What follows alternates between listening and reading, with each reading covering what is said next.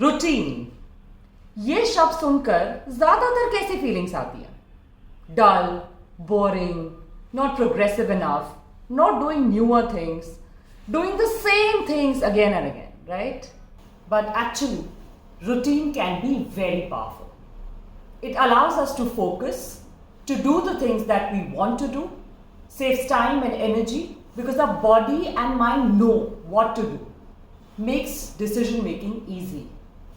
But it has to be intentional. We have to create our routine intentionally and not leave it to chance. जैसे देखा जाएगा, जैसे दिन जा रहा है जाने दो. No. The day is not going to rule us. We are going to rule and manage our day. Everything that we want to do or get done has to be thought before. Maybe a night prior or the morning of the same day.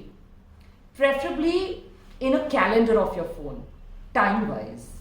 It can also include doing nothing and just chilling. But it has to be intentional.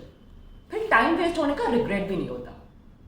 And our routine can be all the more interesting and powerful if we have a purpose, a goal, and if we are working towards that.